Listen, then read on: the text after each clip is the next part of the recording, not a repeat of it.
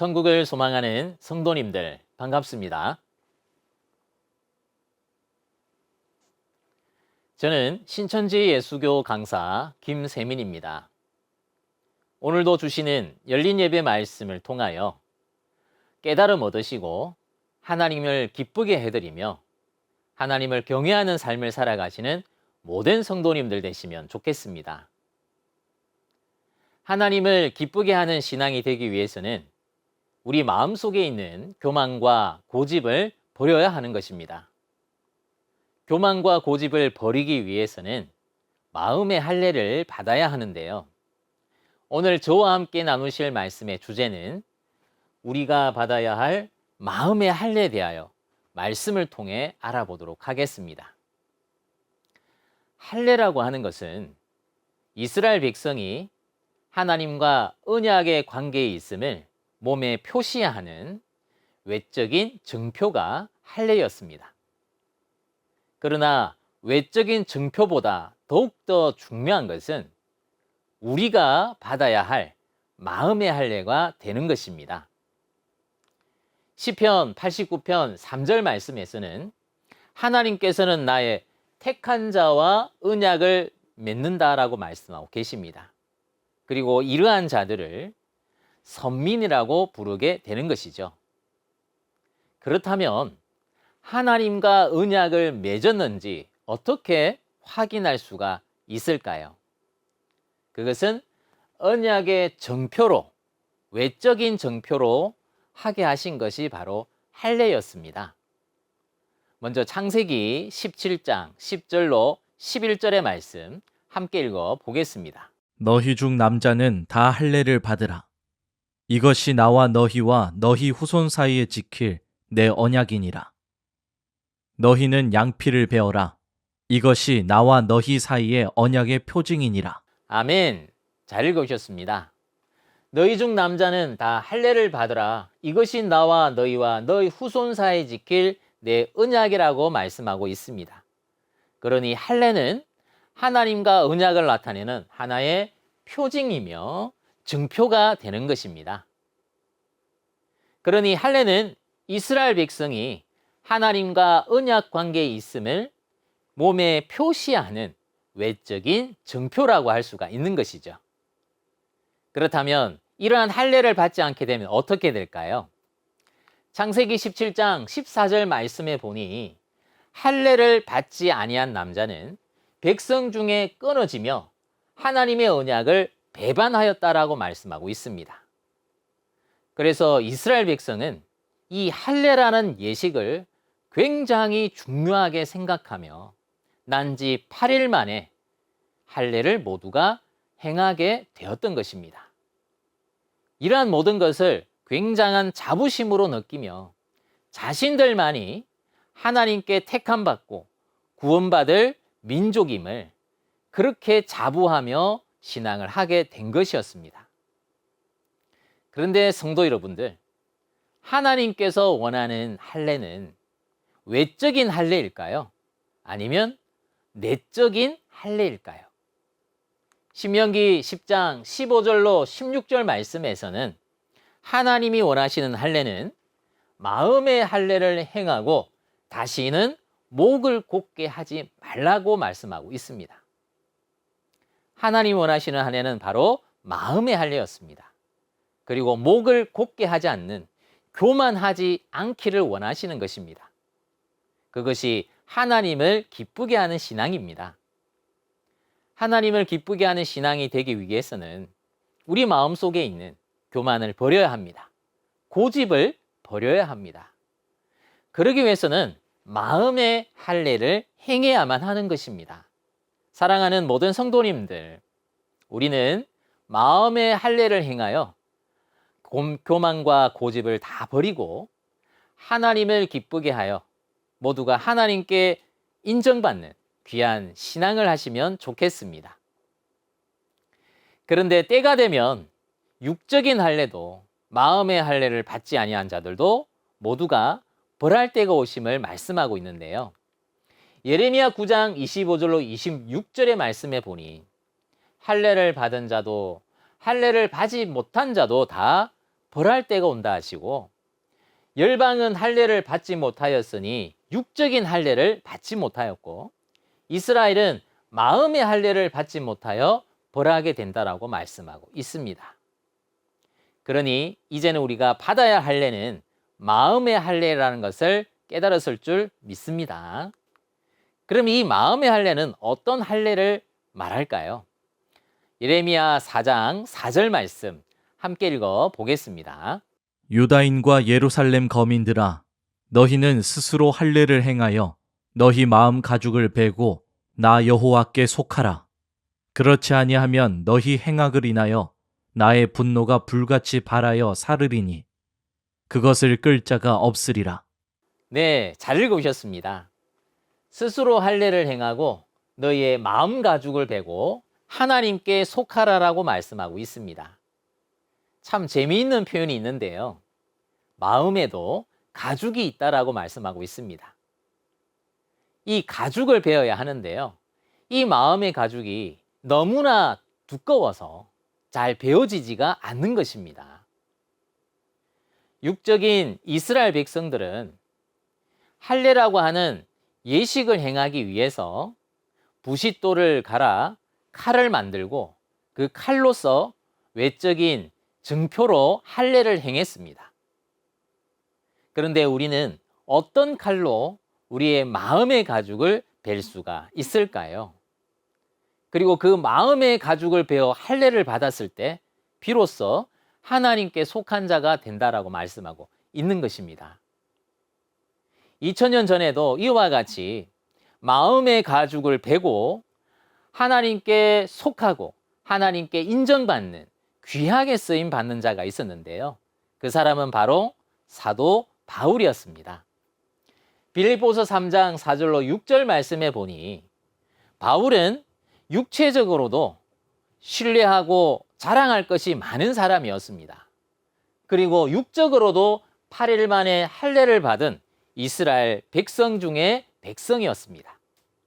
그러한 바울도 하나님의 백성들에게 무엇을 받으라고 말씀하고 있는지 로마서 2장 28절로 29절의 말씀 함께 읽어 보겠습니다. 대저 표면적 유대인이 유대인이 아니요 표면적 육신의 할례가 할례가 아니라 오직 이면적 유대인이 유대인이며 할례는 마음에 할지니 신령에 있고 의문에 있지 아니한 것이라. 그 칭찬이 사람에게서가 아니요 다만 하나님에게서니라. 아멘. 잘 읽으셨습니다. 육신의 할례를 받았던 바울도 말하기를 표면적 육신의 할례가 할례가 아니라 오직 이면적 할례, 마음의 할례를 받으라고 말씀하고 있습니다. 표면적 유대인도 있고 이면적인 유대인도 있습니다. 오늘날에는 표면적인 신앙인도 있고 이면적인 참 신앙인도 있습니다. 성도님들께서는 표면적인 신앙인이십니까? 아니면 이면적인 참 신앙인이십니까? 이제 우리는 형식적인 신앙의 가죽을 베어내고 하나님께서 인정하고 하나님을 기쁘게 해드릴 수 있는 참 신앙인으로 거듭나야 할 것입니다. 자, 그런데 이렇게 하나님 말씀을 증거할 때 오히려 그 말씀을 욕으로 여기는 사람들이 있는데요. 예레미야 6장 10절 말씀에는 그 귀가 할례를 받지 못하여 듣지 못하고 하나님의 말씀을 자기에게 욕으로 여기고 절교하지 아니한다라고 말씀하고 있습니다. 이렇게 하나님의 말씀을 욕으로 여기는 사람들이 있으니 어떠한 행동을 하게 될까요? 사도행전 7장 51절로 54절 말씀에 보니 목이 고다 교만하며 마음과 귀에 할례를 받지 못한 이 사람들이 있는데 이 사람들에게 자신들에 대하여 말씀을 증거해 주니 오히려 그것을 욕으로 듣고 절개하지 않게 되는 것입니다. 그래서 54절에서는 오히려 이 말을 듣고 마음에는 찔렸으나 이 찔린 이 말을 듣고 오히려 이를 갈며 이 말을 증거해 준 스데반 집사를 돌로 쳐 죽이며 핍박하는 자가 된 것입니다. 이들은 하나님을 핍박한 것이며 이들은 하나님을 반대한 것이 되는 것입니다. 반대로 귀와 마음에 할례를 받은 사람은 어떠한 행동을 하게 될까요? 사도행전 2장 36절로 37절에 보니 베드로의 설교를 듣고 마음에 찔려 우리가 어찌할꼬 하며 세례를 받아 나와 함께 신앙하는 사람들이 된 것이었습니다. 그러니 우리는 어떠한 마음을 버려야 할까요? 하나님의 말씀을 듣고 요구로 여겨야 하겠습니까? 아니면 오히려 그 말씀에 순종하는 사람이 되어야 할까요? 나 자신을 고쳐가며 하나님께 인정받는 신앙인이 되어야 참 하나님께 기쁨이 되고 복을 받는 참 신앙인이 될 것입니다. 고린도후서 3장 14절로 15절 말씀 함께 읽어보겠습니다. 그러나 저희 마음이 완고하여 오늘까지라도 구약을 읽을 때에 그 수건이 오히려 벗어지지 아니하고 있으니 그 수건은 그리스도 안에서 없어질 것이라.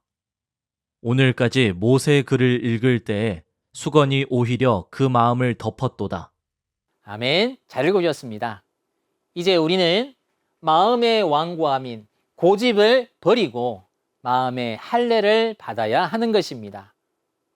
2000년 전 당시 그 사람들은 구약을 읽을 때에 오히려 그 수건이 벗어지지 않고 마음을 덮어 오히려 하나님을 핍박한 사람들이 된 것입니다.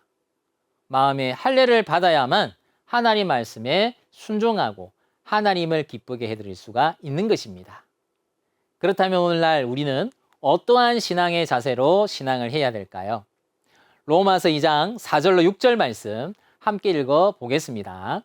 혹 내가 하나님의 인자하심이 너를 인도하여 회개케 하심을 알지 못하여 그의 인자하심과 용납하심과 길이 참으심의 풍성함을 멸시하느뇨.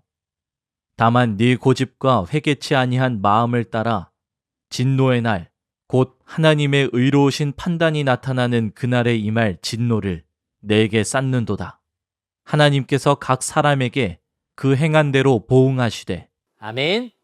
이제 우리는 우리 마음에 있는 고집도 회개치 아니하는 마음도 다 버려야 할 것입니다.